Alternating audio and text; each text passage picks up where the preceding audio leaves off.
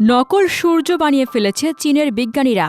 হঠাৎ যদি দেখা যায় সূর্যের তেজ ক্রমশ কমে যাচ্ছে, কি হবে তখন? সূর্য নিভে গেলে এই ধরিত্রীতে কি আর কখনো প্রাণ থাকতে পারবে? সূর্যের আয়ু ফুরিয়ে গেলে পৃথিবীর কি হবে তা নিয়ে চিন্তার শেষ নেই। সেই চিন্তা থেকেই কৃত্রিম সূর্য তৈরির কাজে হাত লাগিয়েছিল চীন। তাতে এবার বড় সাফল্য অর্জন করল তারা, কারণ তাদের তৈরি কৃত্রিম সূর্য 1000 সেকেন্ডের বেশি সময় ধরে প্লাজমা ধরে রাখতে সক্ষম হল, যার মাধ্যমে 10 কোটি ডিগ্রি পর্যন্ত তাপমাত্রা তৈরি করা গিয়েছে।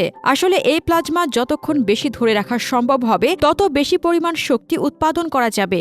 এর আগে 2023 সালে একটি পরীক্ষায় মোট 403 সেকেন্ড পর্যন্ত এই প্লাজমা ধরে রাখতে সক্ষম হয়েছিল তারা।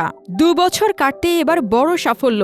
চীনের এক্সপেরিমেন্টটা advanced super conducting tokamak fusion energy reactor, যা একটি পারমাণবিক চুল্লি, সেটিকে কৃত্রিম সূর্য নামে অভিহিত করা হয়। পদার্থের মোট 4টি অবস্থা রয়েছে: কঠিন, তরল, গ্যাস এবং প্লাজমা।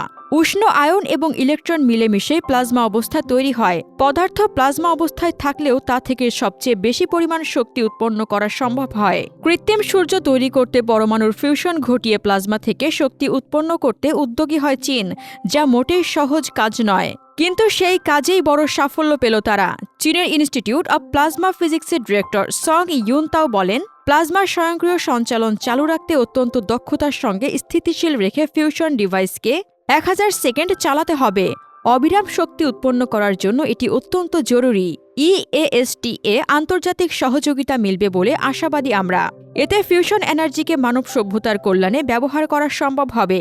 এই সাফল্য গোটা পৃথিবীর জন্য অত্যন্ত গুরুত্বপূর্ণ বলে মনে করেন তিনি। সদূর ভবিষ্যতে যদি সূর্য নিভেও যায়, সেক্ষেত্রে বিকল্প ব্যবস্থা করা সম্ভব হবে, যেমন বিদ্যুতের ঘাটতি পূরণ করা যাবে বলে মত বিজ্ঞানীদের একাংশের।